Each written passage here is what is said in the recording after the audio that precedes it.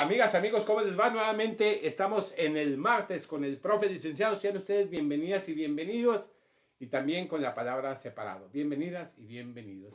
Si no están así, pues qué pena, ¿verdad? Espero que los puedan estar. En este martes con el profe licenciado, ya saben, vamos a tener una charla con nuestra invitada el día de hoy con un tema relacionado con la criminología, pero no solamente especialmente con la criminología, donde haremos algunas diferenciaciones que mucha gente cree, incluso muchas personas cuando entran a estudiar esta carrera, que es lo mismo que la criminalística, pero pues no es así. Tampoco es CSI, que de los programas gringos, ni mucho menos. Ahorita veremos algunas otras cosas. Y integraremos un ingrediente más que es justamente la mujer en el campo de la criminología y los retos que se tienen actualmente. Para ello hemos invitado a la licenciada Noreixel Rodríguez Harrison, lleva acento en la obra al final, entonces Harrison, ¿sí? Así lo puse de registro civil, igual que como a mí, J. Punto, ¿qué significa? No sé, así está, entonces ahí la de registro civil le quiso poner el acento, y entonces licenciada Noreixel Rodríguez Harrison. Vamos a dar un breve resumen de su currículum. Ella es licenciada en criminología por la Universidad Humani Mundial, de aquí del estado de Guanajuato. En curso la maestría en psicología jurídica y forense por la misma Universidad Humani Mundial. Tiene un diplomado en informática forense, también un área interesante que no mucho se explota y no mucha gente hay en este campo de la informática. Curso sobre psicología forense para niños, niñas y adolescentes. Tiene algunos diplomados en criminología y victimología, análisis de la conducta antisocial a través del lenguaje no verbal, que se dice que decimos más sin palabras que con palabras, ¿no? Se dice que el 70% de lo que decimos es con lenguaje corporal y apenas el 30% con la palabra hablada. Otro diplomado de acceso a la justicia en materia de derechos humanos y varios cursos y talleres que ha tomado, curso de comunicación y redes, curso de publicidad y redes, técnicas de litigación oral en materia penal, etapa de ejecución en el sistema penal acusatorio, perspectiva de género y derechos humanos, fases en la oralidad familiar, etapas del sistema penal acusatorio en México, manejo de las emociones y el conflicto en los mecanismos alternativos de controversias, taller de entrevista e interrogatorio, introducción y formación en derechos humanos, principios de aplicación práctica en oralidad pericial, seminario de derechos humanos, la importancia del entorno social, de investigación pericial del trabajo social, sistema oral familiar, el peritaje social forense y su trascendencia en juicios orales, interrogatorio y contrainterrogatorio de investigación particular en materia penal, que tampoco no es un tema que muchos lo manejen, interferencias parentales y alienación parental, no como lo diría algún abogado y juzgador, la alineación, eso solamente está en los coches, acá es la alienación parental, el nuevo derecho procesal de familia y su proceso oral, competencias tecnológicas para la productividad, ha asistido a una diversidad de congresos relacionados con el ámbito de la criminología, el sistema penal acusatorio y formación oral familiar. Ha trabajado en el proyecto de Escuelas Libres de Violencia, en el proyecto Escuelas Libres de Violencia también en su versión 2014, en el Centro de Atención Psicológica y Psicojurídica y actualmente forma parte de CICRIM, el Centro de Criminología y Psicología Jurídica y Forense. Ha hecho algunas investigaciones dentro de las que se encuentran un interesante de cómo la música norteña promueve las conductas antisociales a través del narcocorrido. Mi estimada licenciada Noreixel, muchísimas gracias por aceptar la invitación, muchísimas gracias por estar aquí, sea usted bienvenida y pues vamos a entrar en materia. Vamos a empezar a desmenuzar esto de los retos de la mujer en la criminología, empezando a decir qué debemos de entender y nuestro auditorio qué debe de entender qué es la criminología. Pues, buenas tardes. Gracias por la invitación. Para diferenciar la criminología de la criminalística, pues la criminología sería esta ciencia que estudia la causalidad. Explica desde la perspectiva cultural, personal y factores biopsicosociales, la conducta del ser humano, en este caso la conducta desviada o antisocial. Ok. Esa conducta desviada o antisocial se ve únicamente desde la perspectiva de la comisión de delitos o faltas administrativas, o también, como decía, de la sociedad en general. De la sociedad en general, porque no todas las conductas desviadas o antisociales son delitos. Exacto. Entonces, se analiza justamente esa parte. Es más, una área científica desde la inteligencia y el pensamiento, digámoslo así. Sí, desde la causalidad, el porqué, El para por qué. diferenciarla de la criminalística. Porque la criminalística estudia el cómo. Ok. En la escena o el lugar de los hechos. Ok. Cómo sucedieron el evento ilícito o la conducta antisocial. Y la criminología es el por qué. ¿Qué fue lo que tiene el sujeto para que lo llevara a realizar esa conducta? ¿Qué factores influyeron? Es decir, dentro de esas preguntas, de esas 7 preguntas que se las han atribuido o se las han querido atribuir a la criminalística, a la criminología, pero al final de cuentas son las 7 preguntas básicas de la investigación. La criminología contesta entonces, dentro de lo que cabe, el quién y el por qué. ¿Es así? Sí. Ok. Mientras que la criminalística, decíamos, es más de investigar el cómo, el dónde, específicamente qué pasó para que se pudiera llegar a determinada conducta, mientras que la criminología, aun y cuando no sea una conducta antisocial o un delito, se encamina justamente a ello. ¿Es así? Sí. Perfecto. La criminología, ¿qué tanto tiene que ver con algo que creo que ha fallado mucho en nuestro país y que es la prevención? Pues dentro de una de sus áreas de especialización, Ajá. sí entra la prevención. Ok. Tenemos varias áreas para especializarnos, y una de ellas sería la prevención. ¿Qué otras áreas de la criminología pueden o se tienen como para especializarse? Es decir, una especialización puede ser en la prevención del delito desde el punto de vista criminológico. ¿Qué otras áreas existen en la criminología? La criminología clínica. Clínica. La criminología corporativa. Ok. Y la criminología forense. Y la criminología desde el punto de vista forense es allí encaminada específicamente a los delitos y conductas antisociales o asociales. ¿Asociales o antisociales? Antisociales. Antisociales. Sí, porque la cuestión o la conducta social, como no repercute en el comportamiento o en la esfera del otro individuo, okay, no es del interés del estudio para poder decir que se puede hacer una investigación. Porque al final de cuentas yo puedo ser asocial, pero mis comportamientos asociales, ejemplo, un ermitaño, todas las conductas que realiza este tipo de personas, de cierta forma no transgreden la esfera del otro sujeto. Ok. Y aunque pueden no estar de acuerdo con la sociedad, no causa un perjuicio o un problema. Perfecto. ¿Qué tan avanzados o qué tan retrasados podríamos decir que estamos en México en materia de criminología? ¿Vamos muy atrás? ¿Llegamos muy tarde o cómo? Pues creo que todavía ni siquiera llegamos. ¿Cómo así? Porque actualmente yo tengo 6 años de egresada, casi, y de los 6 años de egresada todavía ni siquiera logro impregnar en el ámbito en el que me desempeño de decir la diferencia entre criminología y criminalística y qué es lo que hace un criminólogo. Okay. Entonces tenemos muchísimos años de que surgió la criminología, pero el hacer la diferenciación y la importancia de que se necesitan criminólogos en diferentes áreas, todavía no se logra asentar. Entonces, creo, desde mi opinión, que desde ahí todavía ni siquiera llegamos a saber que se necesita un criminólogo. Ok, ahora vamos a integrar ese aspecto también que mencionábamos.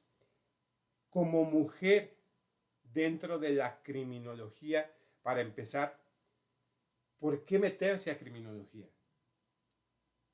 Personalmente yo, por las cuestiones de mi historia de vida. Okay. En este caso yo vivía en un criminógeno. Ok. Donde las posibilidades para trascender como mujer eran simplemente llegar a ser ama de casa, ser la esposa de un delincuente, es decir, al hablar de un delincuente, una persona que se dedica al cultivo de opio, Okay. o que se dedica al transporte de drogas o cuestiones así. Entonces yo dije, bueno, ¿qué puedo hacer o qué me facilitaría comprender esa situación que yo estaba viviendo en mi lugar de origen? Llegué a la universidad y la opción que yo tenía de estudiar era psicología. Okay. Al momento de que llego a la universidad y pedí los datos para ingresar, me dijeron que tenían la licenciatura en criminología. Y fue cuando dije, ¿y de qué trata criminología? En aquel entonces la idea que me vendieron es la idea que venden generalmente todas las universidades. Todas las sí. universidades. Yo ya me imaginaba haciendo un CSI. De hecho, cuando egresé fue mi primera opción, entrar a la agencia de investigación criminal. Para ser agente de investigación criminal o perito. Para ser agente de investigación. Agente de investigación, ok. Porque andar armado todavía, y que es que revisando vehículos y sacando huellas y exactamente, demás. porque esa era la idea que me vendían, ¿no? Okay. El de ser perito surgió después en mi otra opción que tuve como oportunidad. Ok. Ahora, si la criminología tiene muchos retos porque a lo mejor, como dices, todavía ni siquiera llegamos a cimentar verdaderamente qué es un criminólogo, qué hace un criminólogo, en qué puede aportar un criminólogo. Entonces, ¿qué retos se suman cuando en este tipo de campo se introduce o ingresa la mujer? Sabemos que últimamente muchas mujeres acceden por voluntad propia, por intereses, a una diversidad de carreras y últimamente, y digo últimamente, los últimos 10 años por lo menos, la mayoría de los salones de clase están compuestos, la mayoría mujeres y pocos hombres, ¿no? ¿Cómo son los retos que tiene una mujer al ingresar al campo de la criminología? Te voy a hablar desde mi perspectiva. Okay. Yo hablar en general, es posible que caiga en un error de decir las otras mujeres no tienen la misma problemática. Exacto, que no coincidan todos en los aspectos. Pero yo principalmente el problema al que me enfrenté fue el hecho de que no consideraba necesario la presencia de una criminóloga, en este caso, y que no se me consideraba de cierta forma inteligente o capaz de realizar las cuestiones de criminología. Okay. Por ser mujer. Cuando digo por ser mujer es porque tenía compañeros que eran criminólogos y se les daba mucho mayor importancia al otro personaje por ser hombre. ¿Cómo por qué? ¿Porque tenía mayor facilidad de ingresar al campo laboral o de ir a determinados lugares o hacer determinadas cosas, o por qué? Bueno, una de las principales oportunidades que se me generó para trabajar antes de intentar ingresar a la agencia de investigación criminal fue ingresar a una empresa de PepsiCo. Okay. Y dentro del perfil que me solicitaban era ser soltera y no tener hijos. Okay. Que eso es algo que no se le pide generalmente a un hombre. Exacto, sí. Sí, generalmente al hombre dicen, vienes a chambear, si tienes familia, sí, entonces vas a ser más responsable, ¿no? Ya pareciera. Tiene alguien que cuide al chamaco, ¿no? Al niño. Pero en este caso, como mujer, fue algo que sí me solicitaron. Dentro de tu perfil, aparte de que tengas que contar con las capacidades para ingresar, tienes que ser soltera y sin hijos. Y disponibilidad para trasladarte. Y eso implica obviamente más cargas que tienes que solventar y decir, bueno, si yo quiero tener una familia y no va a ser compatible con mi carrera, pues ya la balanza como que no cuadra, ¿no? Ahora, en el campo específicamente ya laboral, en las competencias, digámoslo así, como mucha gente en el sistema educativo señala, ¿no? La educación por competencias. ¿Implica o marca alguna diferencia criminólogo hombre, criminóloga mujer? Pongamos pongamos un ejemplo. El punto de estar solicitando hombre y mujer el cargo de, en el área de prevención, bueno, en el Ajá. área de un cerezo, Ok. para estar como criminólogo clínico. El hecho de que si es un cerezo varonil, que se encuentre una mujer laborando ahí, luego cae en prejuicios Ok. de decir, por ser mujer vas a ser fácil de captar por los internos, Ya. de manipular, de que te seduzcan, de que Ok. caigas en una relación con alguno de ellos. Ok.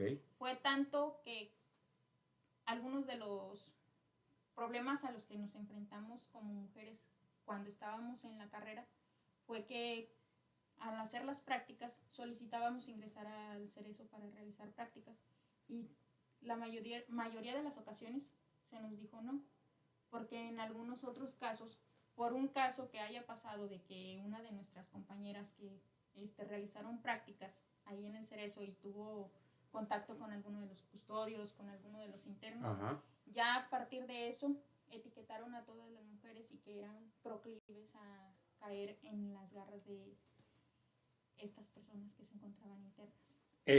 Eso sucede también en el ámbito particular, es decir, vemos probablemente que institucionalmente, entonces como una práctica, vieja práctica, mala praxis, digámoslo así, establecer estos requisitos mayores y cierta hasta reticencia, ¿no? para el ingreso de mujeres. Pero, ¿qué sucede en el ámbito particular? ¿Es lo mismo o todavía son más los retos a los que se puede enfrentar una mujer en la criminología? Creo que todavía son más. ¿Todavía son más en el ámbito particular? Todavía se le carga. En el ámbito particular se nos exige individualmente pues que demuestres que sabes, que eres capaz. Okay. Seas hombre o seas mujer, en este caso. Okay. Y si hablamos de que hace un momento estaba refiriendo que por ser mujer no se considera que somos capaces de realizar las cosas, lo voy a poner como ejemplo.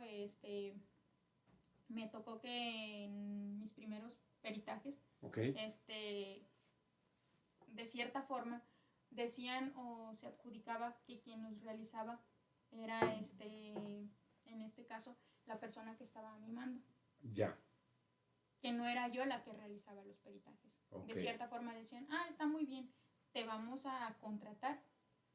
Al final de cuentas, quien lo va a realizar va a ser... O sea, la talacha, digamos así, me toca a mí y el nombre se le lleva a otro.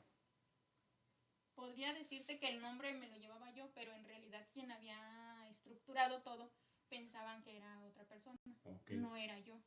Y ahora, ¿cómo has logrado, o si todavía está en construcción, lograr eliminar esas resistencias? De cierta forma, demostrando. Okay. O sea, al final de cuentas ese era uno de los principales obstáculos, ¿no? Lograr demostrar. Al momento creo que de cierta forma ya he demostrado que la capacidad la tengo. Okay. Y que el conocimiento lo tengo. Y es algo que me ha ayudado un poco a estar liberándome de esas... ¿Cómo es si es que existe la confrontación en algún asunto donde de ambos lados o de un mismo lado haya más de un criminólogo, pero siendo mujeres? Es más complicado trabajar con una mujer que con un hombre, hay más entendimiento. ¿Cómo es? Pues hasta el momento nunca no he llegado al punto de confrontarme con alguno de mis compañeros que estén en el otro lado del asunto, ¿no? Ajá. Ya sea de la parte demandada o de la parte actora. Hasta el momento no me ha tocado confrontarme porque dentro de las oportunidades que he tenido, todos se van al final y no llegan a haber una junta de peritos o de confrontación. Okay. Dentro del campo de la criminología, ¿qué tantas opciones existen o qué tantas aristas podemos encontrar para el desempeño de una mujer en la criminología? ¿Haciendo qué? Esa es una buena pregunta. Por ejemplo, Los abogados tenemos una serie de áreas: administrativo, fiscal, agrario, laboral, penal, civil, y pues cada quien escoge hacia dónde se va. Algunos nos gusta la mala vida y nos vamos al derecho penal, ¿no? Algunos dicen son más suavecitos y se van al derecho civil. Los que no quieren sudar y cortarse las uñas, dicen por ahí al derecho administrativo y al fiscal, en fin. En la criminología sabemos que también ya existen esas especialidades.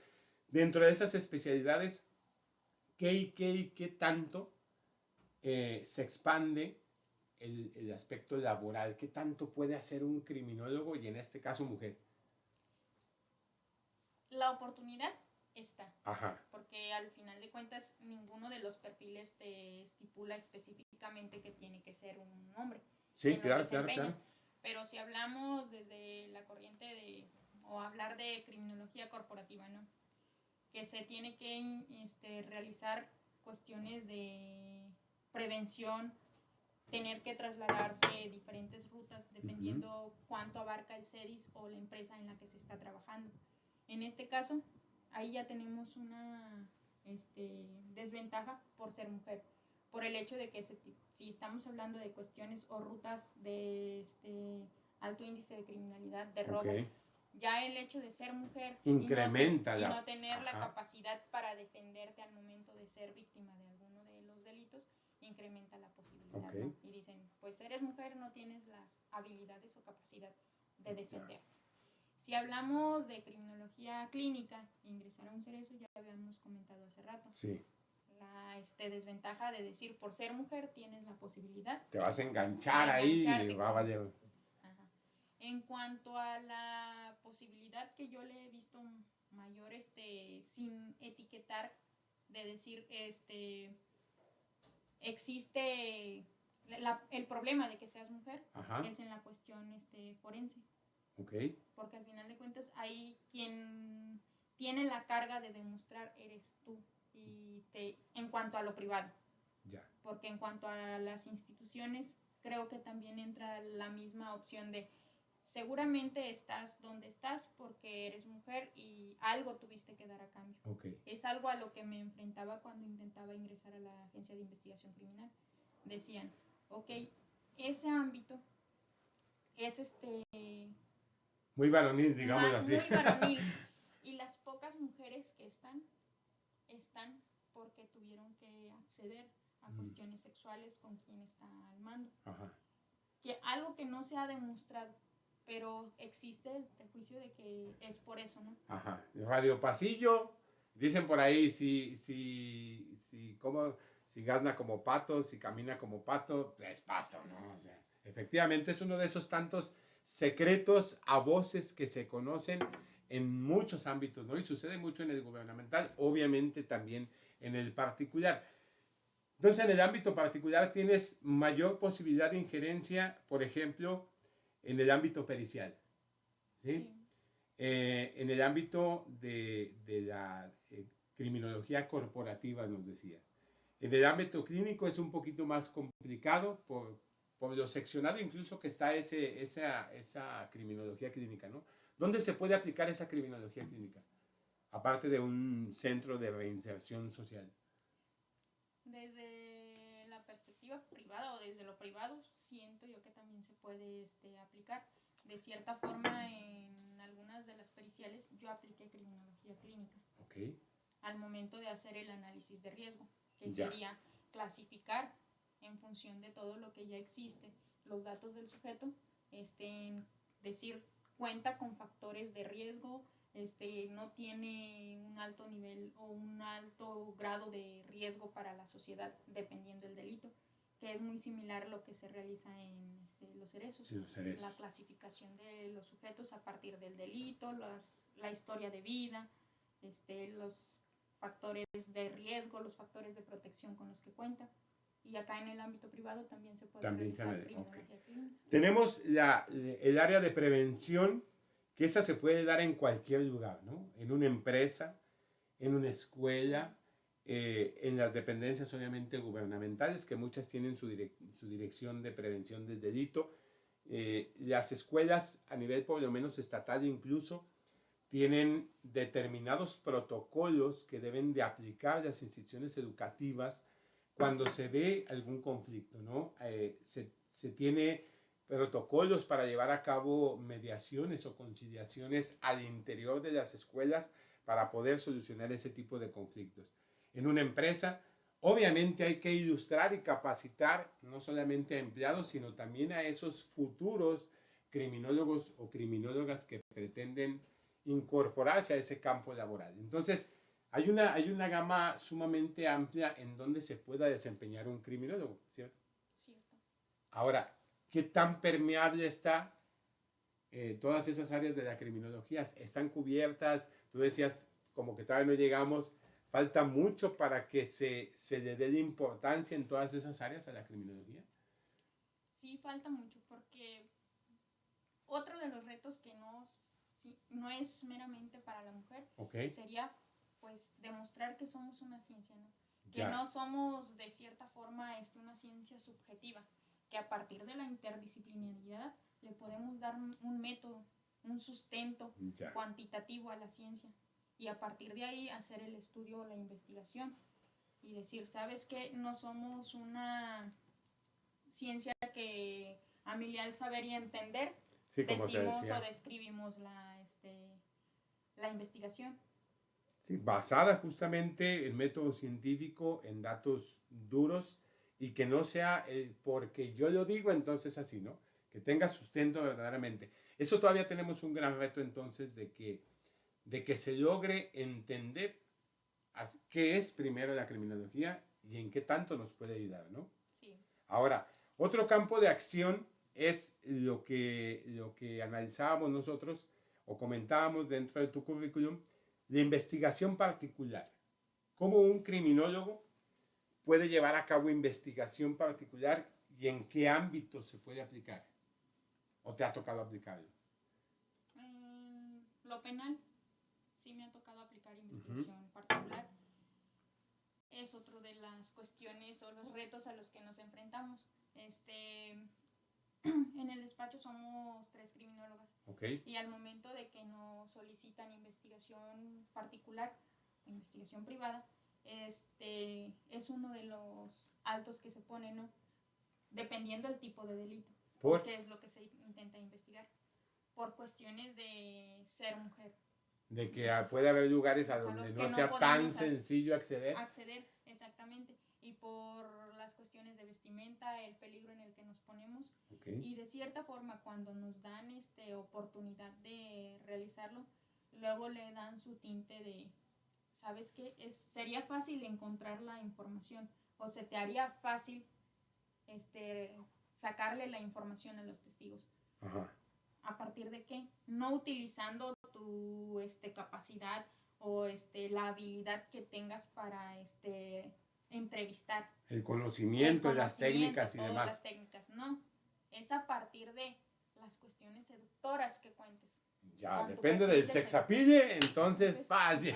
Entonces, consideran que es más fácil a partir de ahí. Ok. Es decir, entonces nos empiezan a estigmatizar en función de, por ser mujer podrías obtenerla de esta forma, no por tu capacidad de entrevistar. O sea, la contratación, digámoslo así, y la confianza en realizar el trabajo no es porque tengas el conocimiento, las capacidades, las herramientas para hacerlo, sino cómo puedes llegar a esa información. Sí. ¿Sí? Es complicado, ¿no? Encontrar cómo superas ese tipo de retos, pues. En un primer momento, ¿cómo se supera? Pues accediendo a los trabajos, o al menos así lo he realizado yo, ¿no? Okay. Accediendo a los trabajos con que se vayan con la idea de que no soy capaz, que se queden con la idea de que me contrataron a partir de ahí y durante el proceso, pues demostrar que se cuenta con las capacidades y la habilidad para realizar el trabajo. Porque de cierta forma, como también confrontar, ¿no?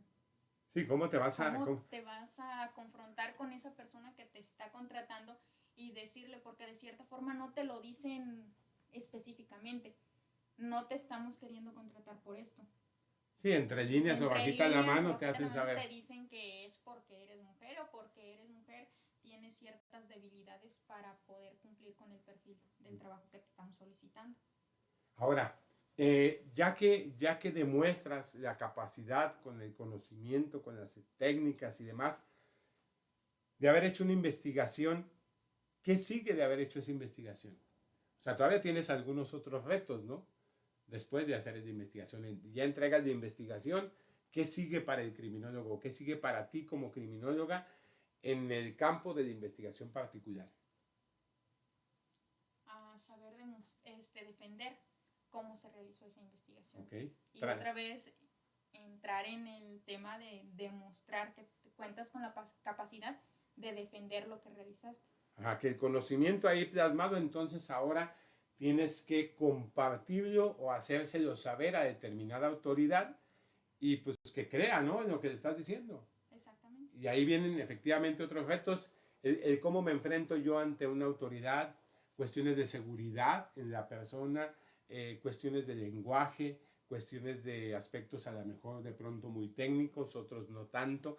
En fin, vuelven a haber otros retos cuando tienes que compartir o informar qué se hizo, cómo se obtiene, por qué se llega a esto, los resultados que lo sustenta. O sea, vienen otros retos después de eso, ¿no?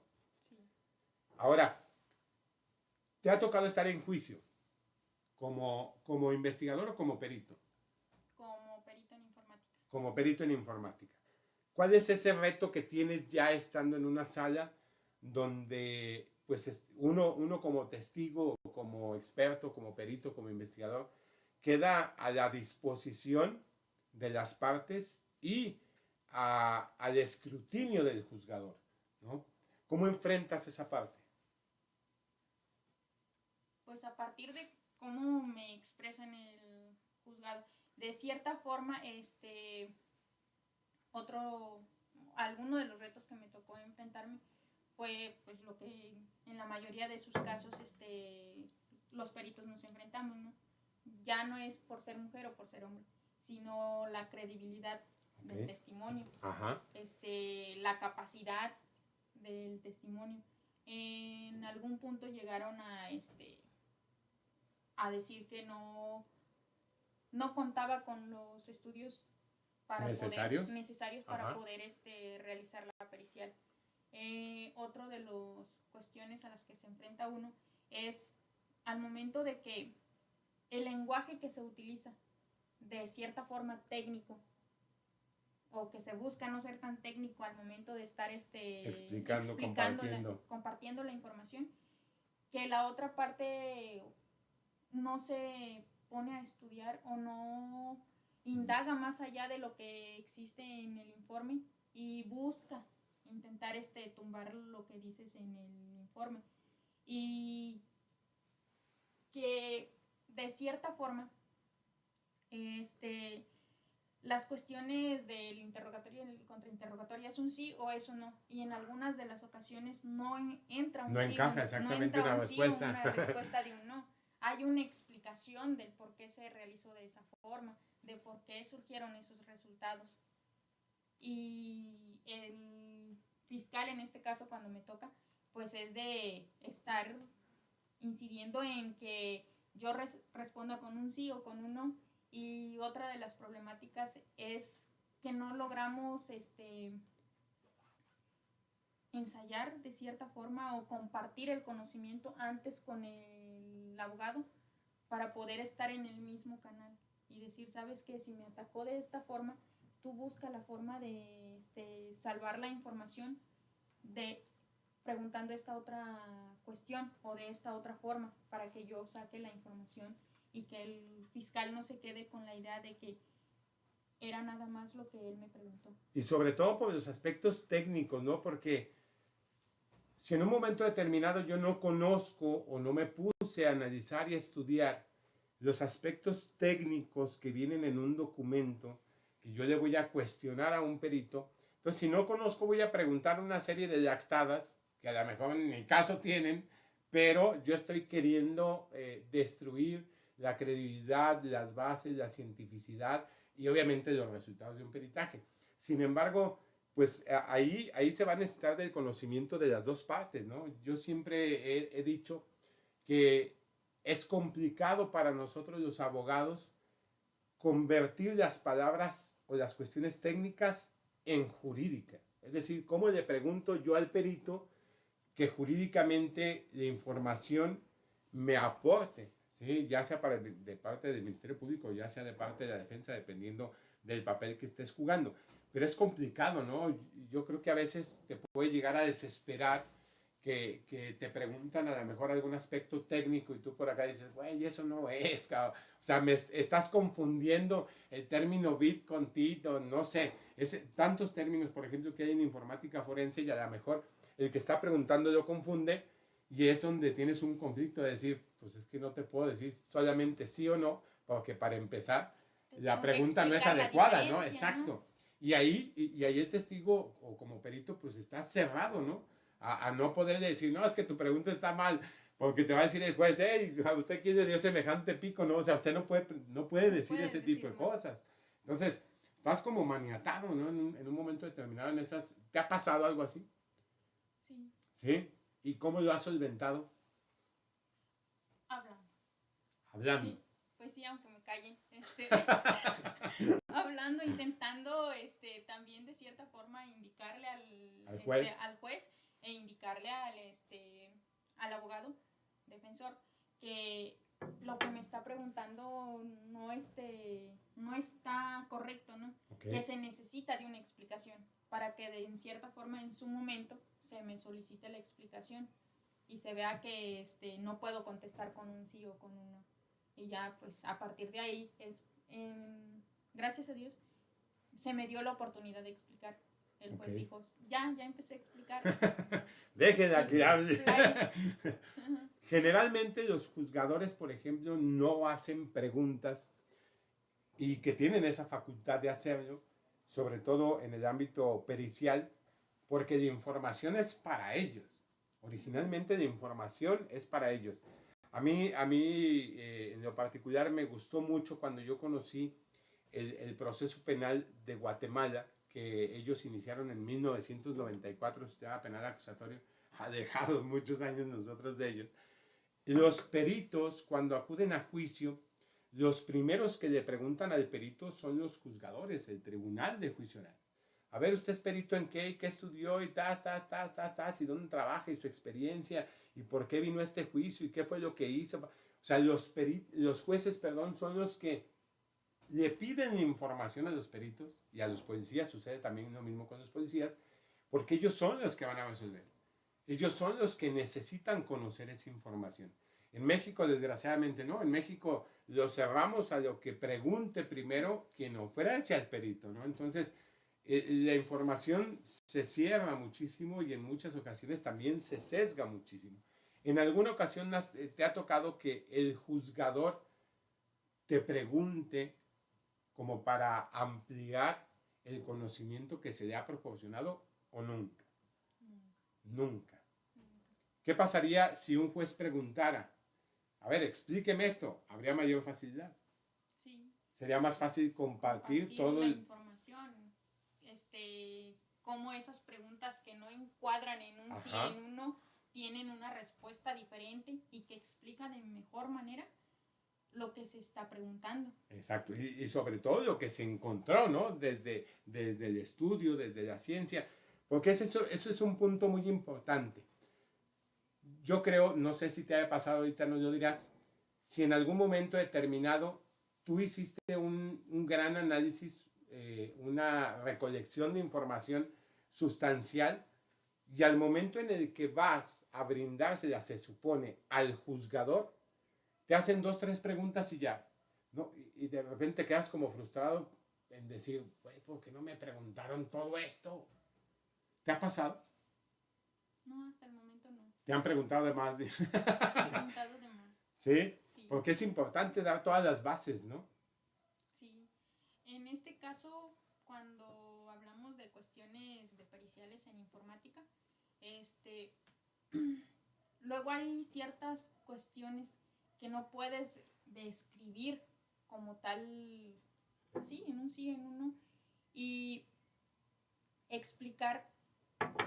Sabemos que las redes sociales es en algo que me ha tocado hacer parciales. En redes sociales. En cuanto a información de redes sociales, en cuanto a la privacidad y cuestiones así. Y es algo que no preguntan. Al momento de que se quedan ahí, la información, cuando hago las periciales, se supone que, o se quedan con la idea de que vulneré la privacidad del sujeto al que investigué, en este caso. Y al momento de que si preguntaran a partir de por qué se realizó la investigación así, pues podría dar la oportunidad de explicar que todo lo que existe en internet al momento de que nosotros lo publicamos ya no nos pertenece, ya es de dominio público. Y fue algo que me sucedió en uno de los juicios, que se decía que yo invadí la privacidad de la persona. Al momento de que yo no utilicé ninguna otra técnica o alguna herramienta para poder violar los algoritmos de la cuenta, ya simple, introduciendo el nombre o el perfil del sujeto. Y te aparece. Y me aparece y puedo accesar, es porque de cierta forma no agregó los candados suficientes para que otra persona externa a su red de amigos o conocidos o el público que cuente con una red social cualquiera pueda acceder a su información. A partir de ahí su privacidad ya no forma parte de decir se le está vulnerando. Sí, yo decido en todo caso lo que subo y cómo lo subo, ¿no? Al final de cuentas, si nosotros queremos que se vea esta entrevista, que se distribuya esta entrevista, entonces no ponemos ningún candado, ni ninguna restricción, ni ninguna autorización, y ahí está. Entonces yo puedo acceder a ellos. Si con simplemente poner algún detalle o algunas palabras y me aparece ahí en la web, pues yo lo puedo tomar, ¿no? Claro, hay derechos o derechos reservados. Veíamos hace algunas semanas con nuestro estimado maestro Ramiro la cuestión de los derechos reservados, pero pues bueno, para eso en su momento tendrás que cuidar el cómo se utilizan, el para qué se utilizan, ¿no? Que es muy diferente a que puedas encontrar la información. Y veíamos en semanas pasadas también cómo con nuestro amigo Francisco Tinajero, la cuestión de las fotografías y la huella digital que queda, ¿no? Con un sinfín de datos que nos comentaba él que se pueden analizar y verificar. Como tú dices, si yo no necesito hacer ninguna otra cosa para poder acceder a una información determinada que yo estoy poniendo en un peritaje, pues no estoy violentando nada, ¿no? Sí, en esta cuestión, en ese caso en particular, fue algo que yo expliqué, ¿no? Cómo mi trabajo fue no vulnerar la privacidad de esa persona y cómo yo no estaba haciendo prejuicios por el hecho de que la cuenta pertenecía a una mujer. Okay. Y se estaba tratando de cuestiones de violencia. Ya. Y ya otro de los retos que tenemos es esa parte, considero yo, que desgraciadamente las comunicaciones o el acceso a los diferentes medios de comunicación se les da un tinte muy, ¿cómo poderlo decir?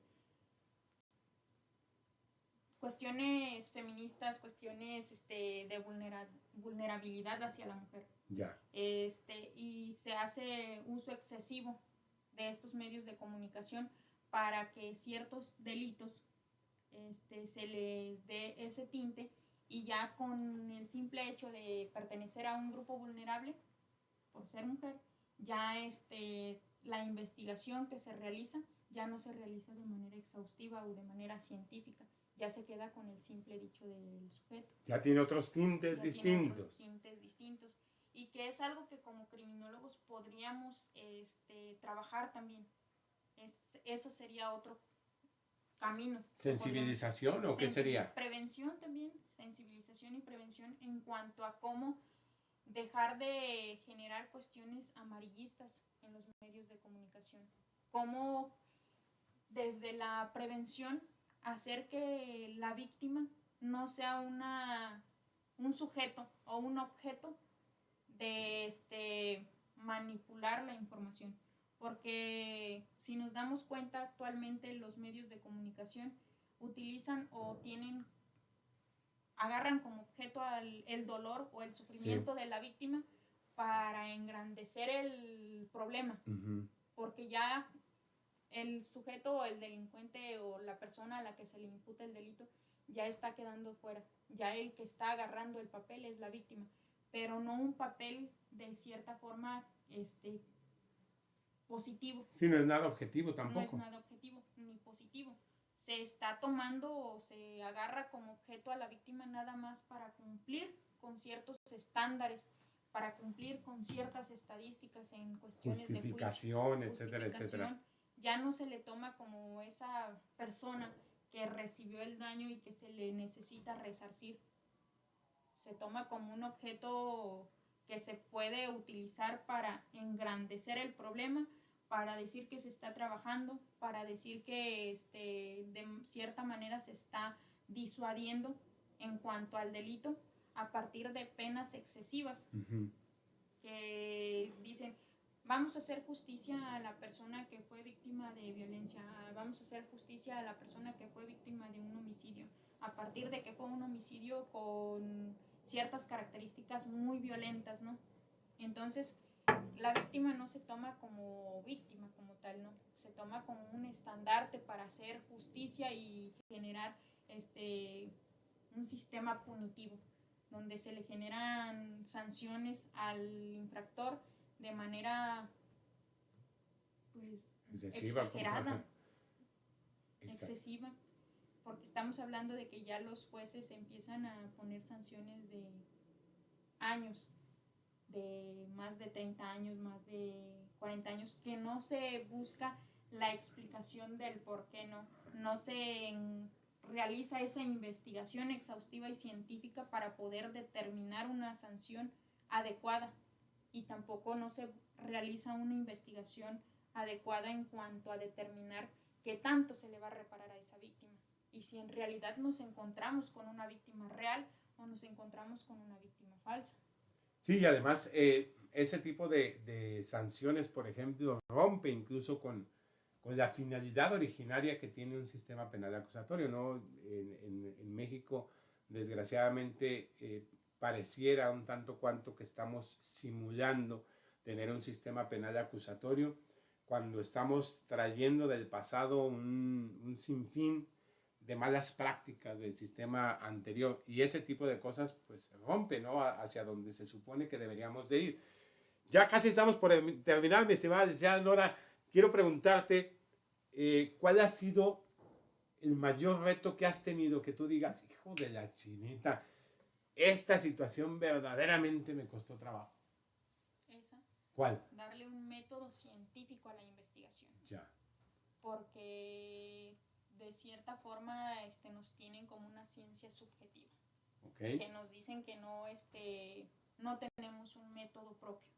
Y de cierta forma ha sido el reto más fuerte que hemos tenido, que tenemos, de decir, ¿sabes qué? Hay que tomar la bondad de la criminología a partir de la interdisciplinariedad y a partir de ahí hacer un estudio científico que nos diga o nos dé la guía de cómo sancionar, qué factores o el porqué de este sujeto fue el agresor y el porqué esta persona fue víctima. Y a partir de ahí a generar cuestiones o soluciones de prevención. ¿Cómo vislumbras tú en un futuro, desde tu perspectiva, obviamente, cómo vislumbras a la mujer en la criminología? Pues por lo que he observado, el papel que tenemos dentro de mis colegas, que al menos ahorita andamos laborando, la mayoría del perfil del criminólogo es mujer. Es mujer. Entonces, de cierta forma, somos aguerridas por ser mujeres. Hemos peleado muchísimo tiempo por tener el papel que actualmente, de cierta forma, se nos está otorgando. Entonces, creo yo que va a ser muy favorable alguna cantidad de años, no sé, en unos 10 años. Mediano plazo. En mediano plazo, el papel que vamos a tener como mujeres criminólogas en el ámbito profesional. ¿Qué le recomendarías a todas esas alumnas y alumnos que están iniciando o que quieren ser criminólogos o criminólogas? Que no se den por vencidos y que luchen por lo que quieren. Al final de cuentas, el hecho de que estudiemos una carrera es porque pretendemos ejercerla. Y de cierta forma, obstáculos vamos a tener siempre. Y ese es uno de los objetivos de la vida, ¿no? Disfrutar esos obstáculos a los que nos enfrentamos. Aprender y echar para adelante. ¿Cuál ha sido tu mayor obstáculo, digámoslo así, en tu formación como criminóloga? El que digas, ay, cabrón, este sí me hizo caer. Como todos, a lo mejor los que somos estudiantes y nos toca pagarnos a nosotros mismos, pues tener para la colegiatura, eso pues sí nos causa cierto conflicto, ¿no? Pero ya en el desarrollo de tu formación, ¿cuál consideras que ha sido ese mayor obstáculo? Aparte de a lo mejor no tener para la colegiatura. Pues más que económico o todo lo que sea, moral. Porque Moral. De cierta forma, todos los obstáculos que podamos tener van cargados de ese papel que te generan como mujer, ¿no? Ya. Porque de cierta forma el mayor obstáculo fue haber terminado la licenciatura y poder demostrar tanto en el entorno familiar, en el entorno educativo y en el entorno de la sociedad que logramos terminar. Porque al final de cuentas, como dije en un principio, el papel que me correspondía desempeñar como mujer en aquel ambiente en el que me encontraba era una mujer ama de casa, una esposa de alguna persona que tuviera un mayor rango o esposa de cualquier persona, ¿no? Pero era ese mi papel. Era lo que se esperaba de una persona en ese ambiente. Era lo único que podía lograr. Y mi mayor reto fue haber logrado salir de ese ambiente criminógeno y lograr terminar una carrera. Yo ya me formé, ahora hay que hacer, ¿no? Ese es otro también gran reto. Mi estimada licenciada Nora, creo que quedan algunos temas en el tintero, ya veremos la posibilidad de una nueva charla para cuestiones de investigación en el ámbito penal, también en el ámbito familiar, ¿verdad? Sí. De investigación y de peritajes o alguna charla o docencia. Si le quieres compartir a nuestras amigas y amigos los datos en donde te pueden localizar, si hay alguna red social, alguna página de internet donde puedan acudir a ti a hacer alguna pregunta o en su caso la necesidad de algún tipo de investigación. Mi correo electrónico, que ya de cierta forma me han dicho que es obsoleto por la cantidad de años que está. Sería nora-1992 @live.com.mx. live.com.mx. ¿Alguna página de internet o alguna red social donde te puedan contactar? Red social, mi Facebook, a partir de mi nombre completo, Nora Itzel Rodríguez Harrison. Y en la página del centro, sería Centro de Criminología y Psicología Jurídica y Forense. Okay. CICRIM. CICRIM, perfectísimo. Pues te agradecemos un pequeño reconocimiento, no es mucho, pero te agradecemos tu presencia, tu participación, el que nos hayas ilustrado, el que nos hayas cedido este tiempo para poder compartir con las amigas, amigos, seguidores del profe licenciado. ¿Algo más que le quieras decir al auditorio? ¿Nada? Muchas gracias. Muchas gracias. Mis estimadas amigas y amigos, nuevamente hemos terminado una sesión de martes con el profe licenciado. Esperamos que les sirva. Ya saben, cualquier duda, pregunta, comentario, sugerencia, aclaración, propuesta, chiflidos, aplausos o mentadas de madre son bienvenidas. Esperen la próxima emisión de martes con el profe licenciado. Como siempre, pórtense mal y cuídense bien. Ya saben que más vale prevenir que bautizar. Y pues como dijo el ginecólogo, parto sin dolor. Nos vemos en la próxima. Muchas gracias. Gracias.